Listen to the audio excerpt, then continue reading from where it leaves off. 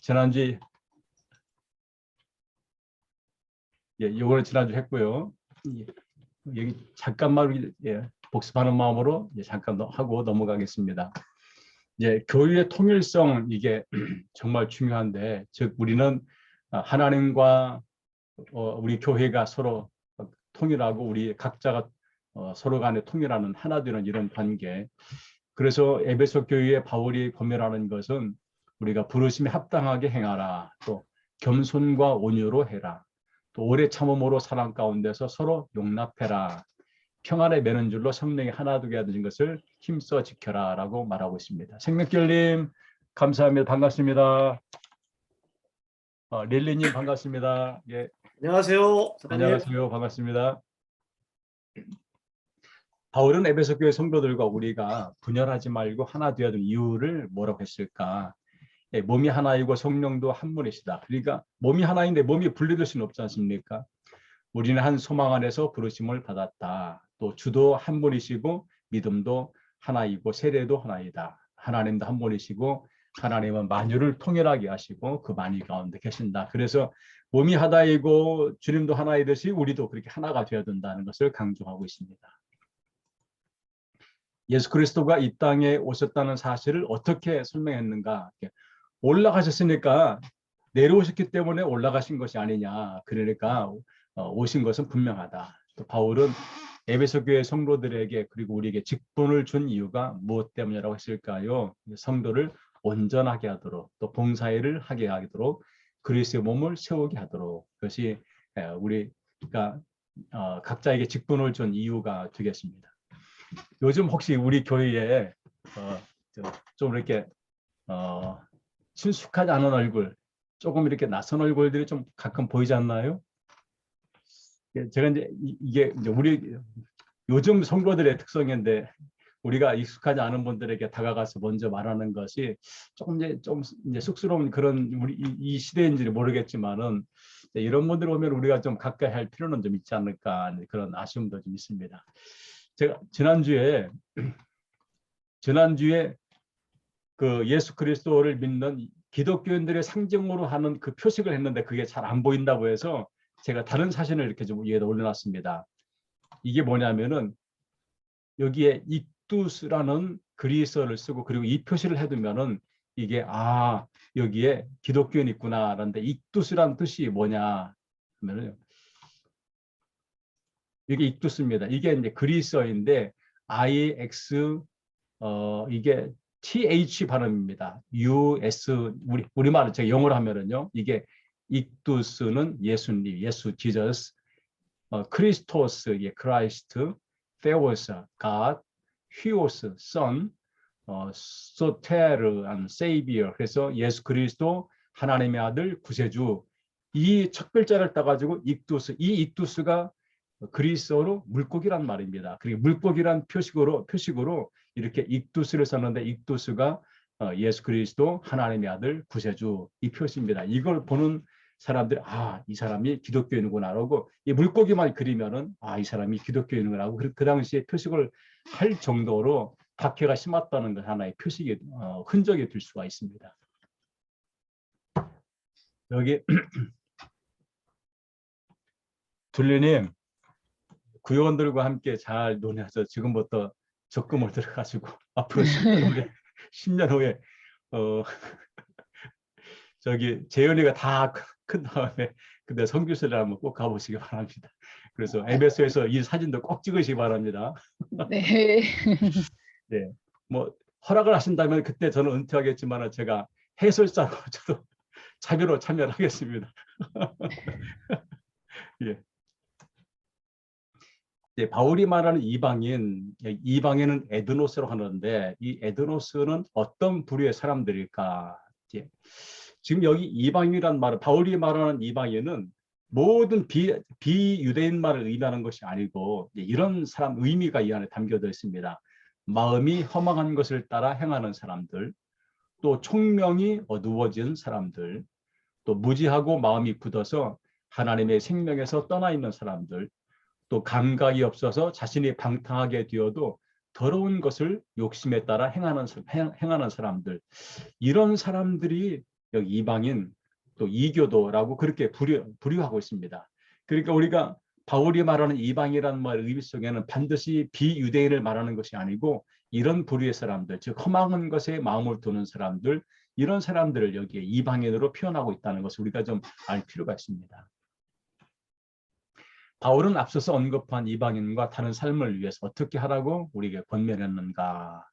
4장 22절에서는 유혹의 욕심을 따라 썩어져가는 구습을 버리는 옛사람을, 구습을 따르는 옛사람을 벗어버려라. 그래서 우리가 예수를 온전히 따르기 전은 옛사람, 지금은 새사람, 이렇게 바울은 구분하고 있습니다. 그리고 심령을 새롭게 하라. 우리 마음의 변화를 가져라. 그리고 의와 진리의 거룩함으로 지으심을 받은 새 사람을 입어라. 즉 그리스도로 구원받은 새로운 사람이 되라라는 이런 조언을 하고 있습니다. 지지난 시간에도 에베소 소개할 때 제가 이 사진을 좀 멀리 상태에 바로 보여드렸는데, 이거는 가까이에서 찍은 사진인데 이게 셀수스 도서관입니다.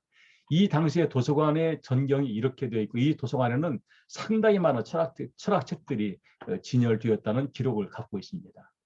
참 대단한 문화를 갖고 있었지요.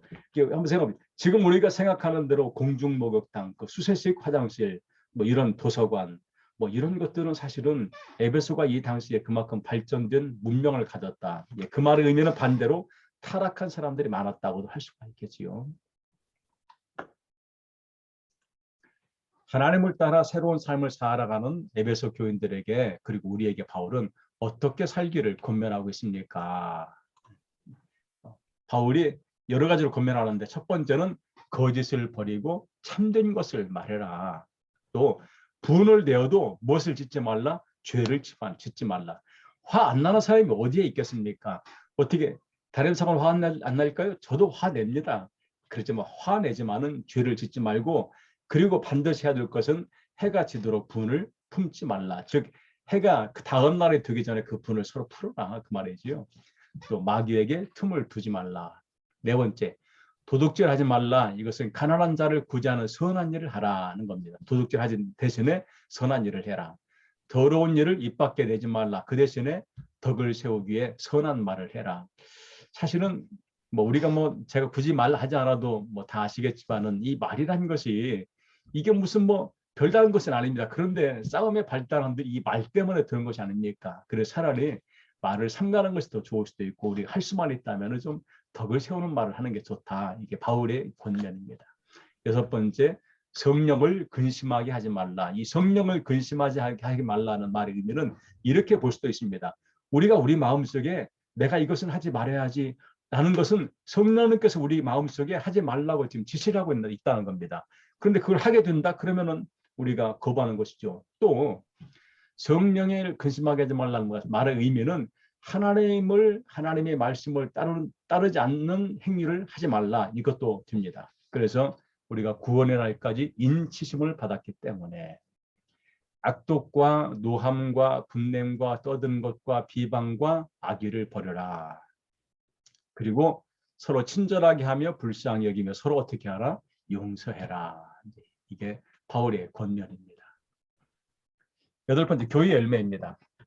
우리가 서로 사랑하며 살아야 하는 이유를 바울은 어떻게 말했습니까? 왜 우리가 사랑해야 되는가? 아니 내가 저 사람을 왜 사랑해? 나는 그냥 교회만 나가면 되지. 근데 그게 아니고 우리가 한참 높은 단계를 바울이 우리에게 권면하는데, 그리스도가 우리를 희생 제물이 되었기 때문에, 됨으로 사랑의 본을 보이셨기 때문에 우리가 그분을 믿는 우리로서도 그렇게 하는 것이 마땅하지 않냐라고 말하고 있는 겁니다.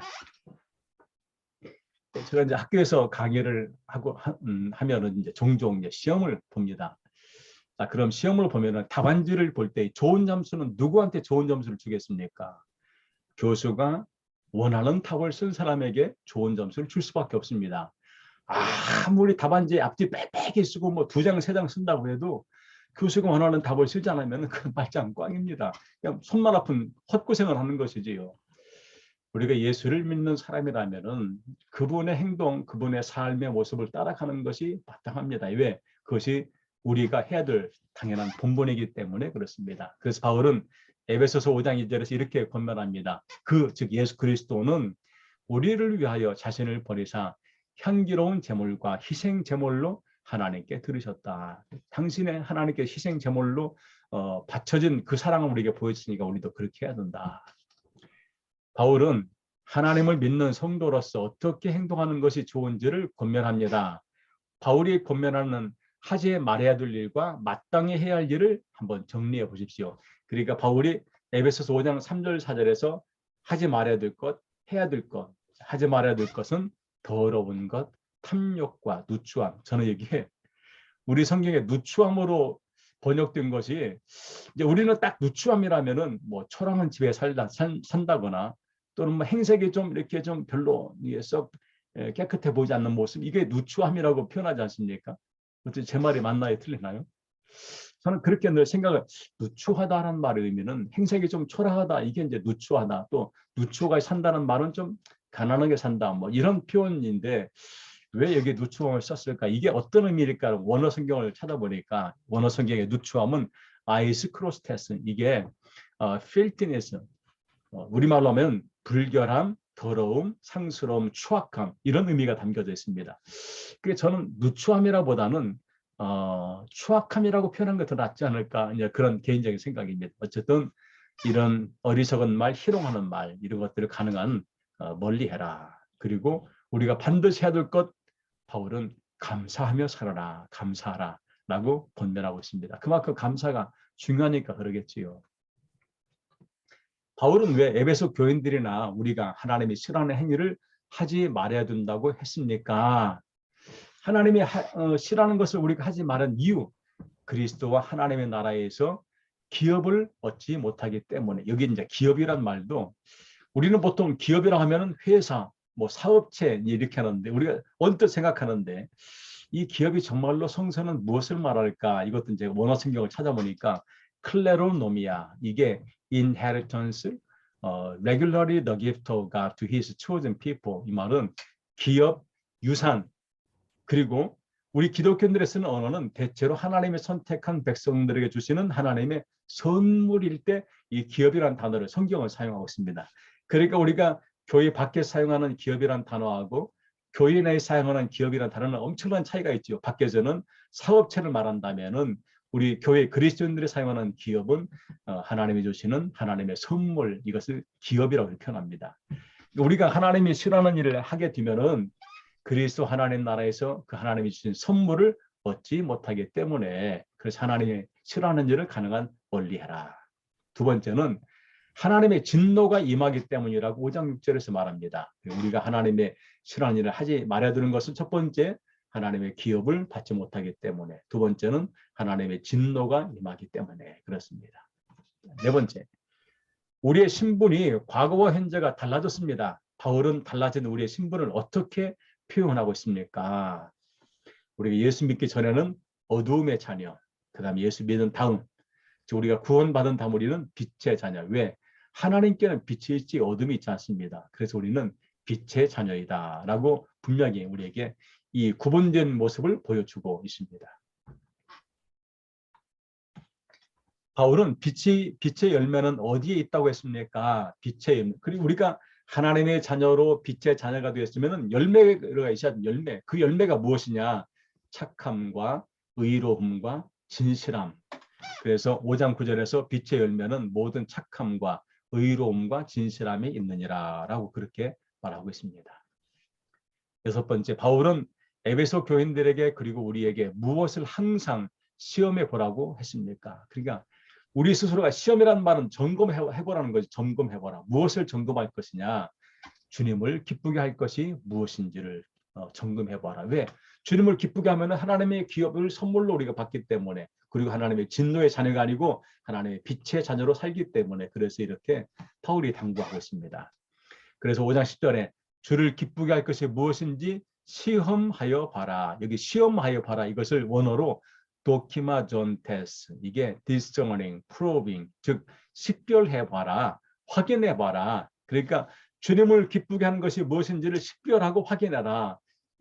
이 말의 의미는 확인한다, 식별한다는 말은 그냥 보고 가만히 있으라, 그게 아니고 여기에 실천이 반드시 동반되어야 된다는 의미가 담겨져 있습니다.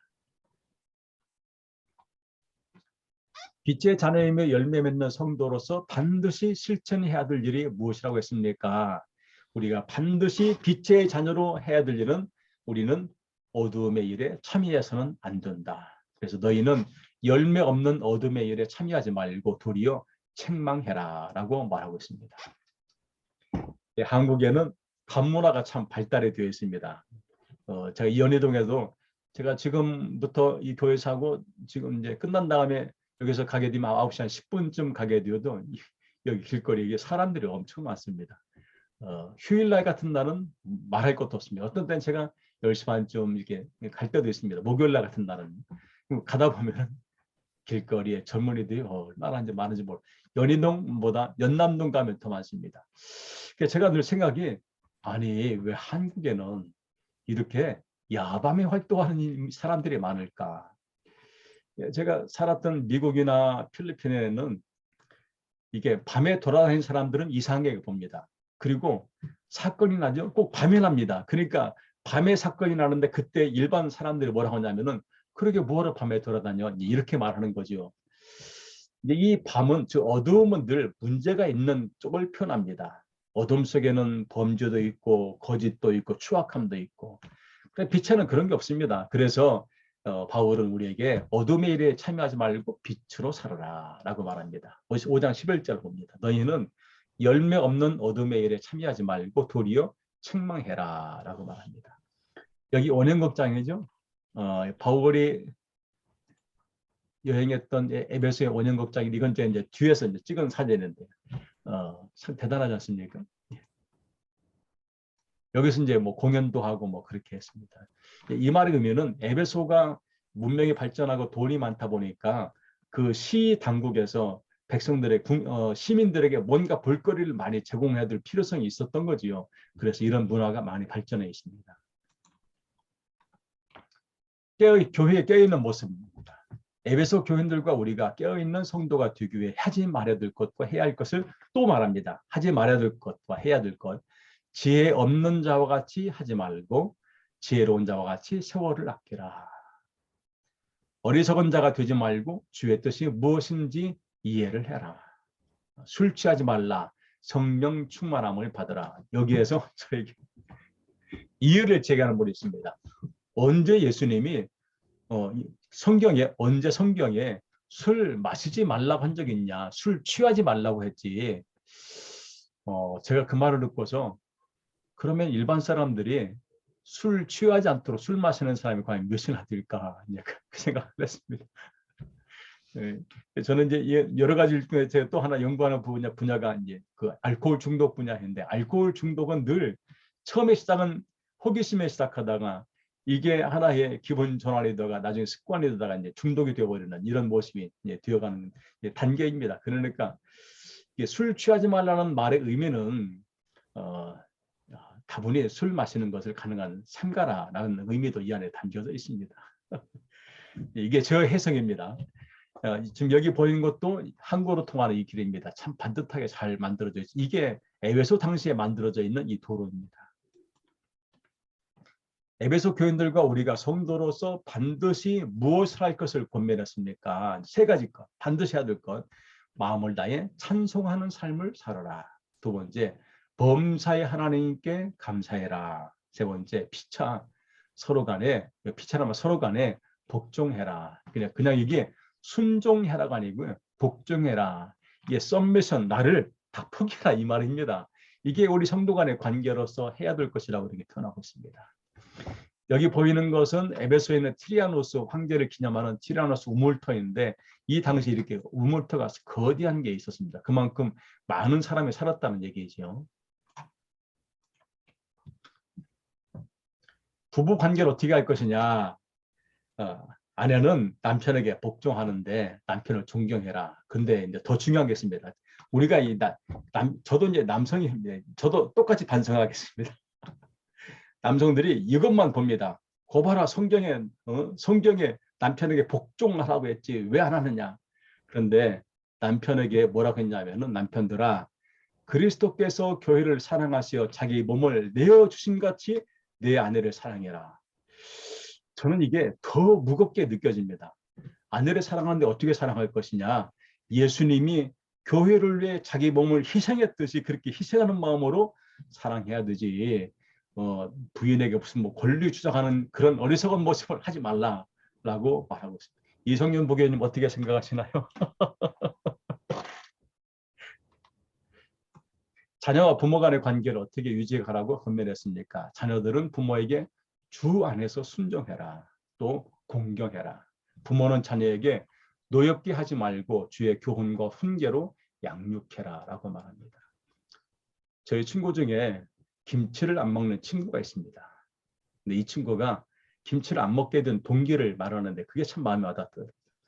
어려서 이 친구가 이제 뭐 식사를 잘 안 했겠지요. 근데 어느 날 아침 학교 가기 전에 이제 가족들이 다 밥 먹는데 이 김치를 안 먹으니까 어머니가 야 김치 좀 먹으라 하니까 아들 이제 얘가 제 친구가 저는 김치 싫어요 하니까 아버지가 김치 사발을 얘한테 집어 던졌답니다. 그 후로 자기는 김치를 쳐다보는 것 자체가 큰 트라우마라고 얘기를 하더라고요. 이거를 그렇게 하지 말고 좀 다르게 좀 했으면 얼마나 좋았을까. 예를 들어서 햄버거 안에 김치를 넣어서 만들어줘. 그 당시에 햄버거가 흔치 않았지. 무슨 뭐 그 친구가 좋아하는 뭐 안에 김치를 좀 넣어서 만들어서 해주던지 뭐 그렇게 방법을 쓰면 되는데 이제 과거에는 그랬습니다. 과거에는 저도 저희 아버지가 저를 때릴 때는 내가 우리 아버지 아들이 맞나 할 정도로 이제 그런 적이 있었습니다. 그때 그런데 이제 지금은 그렇진 않겠지. 어쨌든 간에 부모는 자녀를 노엽게 하지 말고 주의 교훈과 훈계로 양육해라. 이게 실제로는 쉽지 않은가 봅니다. 그렇지만은 그렇게 하기를 당부합니다. 자녀가 부모에게 순종하고 공경해야 되는 이유 첫 번째는 이것이 약속 있는 계명이기 때문에 첫 계명이기 때문에 그렇습니다. 10계명 중에서 인간관계를 위한 계명은 이 부모에게 공경, 부모에게 순종하라. 이게 첫 번째 계명입니다. 이렇게 하면은 잘되고 땅에서 장수하는 축복을 받기 때문에 그러니까 우리 자녀가 잘 되려면은 무엇을 해야 되냐? 공부도 잘하고 열심히 뭐 운동도 하고 그것도 중요하지만은 부모에게 잘해야 잘 된다고 성경은 가르치고 있습니다. 조직이나 직장에서 상하 관계를 어떻게 유지해 가라고 당부했습니까? 바울은 이 당시에 노예 제도를 인정했습니다. 이게 그러면 바울은 인권을 왜 그렇게 무시했냐? 그게 아니고 이 당시 문화가 그랬습니다. 이 당시 문화가 노예 제도를 인정하는 문화 속에 있기 때문에 이런 말이 이제 가능한데 어쨌든 저는 이거를 그냥 상하 관계로 바꿨습니다. 주종의 관계가 아니고요. 아랫사람이 윗사람을 대할 때에 윗사람에게 할 때는 순종하기를 그리스도에게 순종하듯 해라. 순종하는 게 좋다. 그리고 눈가림만 하지 말고 마음을 다해서 하나님의 뜻을 행하듯 해라. 그리고 기쁜 마음으로 주님을 섬기듯 그렇게 섬기는 마음으로 직장 상사를 대하라. 요즘 제가 만약 직장에서 이런 얘기한다면 말도 안 되는 거지요. 그렇지만 성경은 이렇게 하기를 당부합니다. 윗사람이 아랫사람을 대할 때 어떻게 할 것이냐? 아랫사람들이 하듯이 하라. 그리고 위협하지 말라. 이게 중요한 키워드가 같습니다. 위협하지 말라. 너 가만 안 둬. 뭐 이런 얘기를 우리가 가능한 안 하는 게 좋다. 교회 영적 싸움입니다. 바울은 교회가 마귀와 영적 싸움에서 승리하기 위해 가장 기본적으로 무엇을 하라고 했습니까? 주님의 힘과 능력으로 강건해져라. 교회는 영적으로 강건해야 합니다. 그리고 하나님의 전신갑주를 입어라. 전신갑주요. 우리가 강건해야지 하고 전신갑주, 여기 전신갑주를 그리스 원어로 파노블리안인데 이게 complete armor, 완전 군장입니다. 군대에서는 완전 군장으로 표현합니다. 네, 파나플로리, 이건 완벽한 갑옷과 투구, 완벽한 장비를 말하는데 이것을 입어야 되는 이유는 무엇 때문에 했을까? 이렇게 전신갑주를 왜 입으라고 했을까요? 우리가 상대하는 약한 세력의 힘이 너무도 강하기 때문에 그렇습니다. 이 악한 세력들, 사탄의 세력 우리가 조금만 방심하면 금방 침투합니다. 그래서 이것을 우리가 사전에 차단하기 위해서 이렇게 해라. 6장 11절 같이 읽어볼까요? 우리의 씨름은 혈과 육을 상대하는 것이 아니요 통치자들과 권세들과 이 어둠의 세상 주관자들과 하늘에 있는 악의 영들을 상대함이라. 그래서 우리가 우리 스스로 전신갑주를 입어라. 전신갑주가 뭘까요? 성도가 취해야 될 전신갑주를 분명하게 인식해야만 하는 것은 세상의 영적 전투에서 승리하기 때문에 그렇습니다. 바울이 말하는 전신갑주의 각 명칭이 무엇을 의미하는지 찾아서 빈칸을 채워보시오. 허리띠, 진리를 말합니다. 호심경, 의를 말합니다. 신발, 평안의 복음, 방패, 믿음, 투구는 구원, 성령의 검은 하나님의 말씀을 의미하고 있습니다. 영적 전투에서 가장 효과적인 전술은 무엇인가요? 그러니까 우리가 하나님의 백성으로서 성도들, 기독교인들이 악한 세력과 싸우기 위한 전투 준비를 해야 되는데 가장 효과적인 전술은 무엇이냐? 기도하는 것이다. 우리가 기도하는 것이 가장 효과적인 것입니다. 18절 이하 같이 볼까요? 모든 기도와 간구를 하되 항상 성령 안에서 기도하고 이를 위하여 깨어 구하기를 항상 힘쓰며 여러 성도를 위하여 구하라. 또 나를 위하여 구할 것은 내게 말씀을 주사 나로 입을 열어 복음의 비밀을 담대히 알리게 하옵소서 할 것이니 이 일을 위하여 내가 쇠사슬에 매인 사신이 된 것은 나로 이 일에 당연히 할 말을 담대히 하게 하려 하십니다. 바울이 지금 기도와 간구에 대해서 계속 말하면서 우리가 늘 기도하자. 또 그리고 바울을 나를 위해 내 복음을 전하기 위해 기도해달라는 당부를 하고 있습니다. 바울이 사랑할 뿐만 아니라 진실한 일꾼 두기고를 에베소 교인들에게 보내는 목적이 무엇이라고 했습니까? 바울의 형편과 무엇을 하는지를 알려주겠습니다. 이 말의 의미는 바울이 지금 에베소 교인들과 이렇게 긴밀한 관계는 없지 않을까 하는 그런 추측을 하게 하는 이런 또 하나의 구절인데 어쨌든 간에 바울은 두기고를 통해서 에베소 교인들에게 바울이 지금 형편을 지금 알려주고 있습니다. 바울의 마지막 인사에서 에베소 교인들과 우리에게 무엇이 길을 축원했습니까? 평안과 믿음을 겸한 사랑이 있을지어다 라고 바울이 우리에게 축복을 해주고 있습니다. 예, 오늘 여기까지 하겠습니다. 다음 시간에 16과 진행하도록 하겠습니다. 오늘 밤도 감사합니다. 함께해 주신 분들에게 감사드립니다. 감사합니다. 강원님 수고하셨어요. 예, 감사합니다. 감사합니다. 엘라님 감사합니다. 감사합니다. 예, 릴리님 감사합니다. 둘리님 감사합니다. 이성윤 목사님 감사합니다. 네, 감사합니다. 예, 감사합니다. 사관님 오늘은 구역 모임 없어서 그냥 나가셔도 될 것 알겠습니다. 같습니다. 예, 감사합니다. 예, 감사합니다.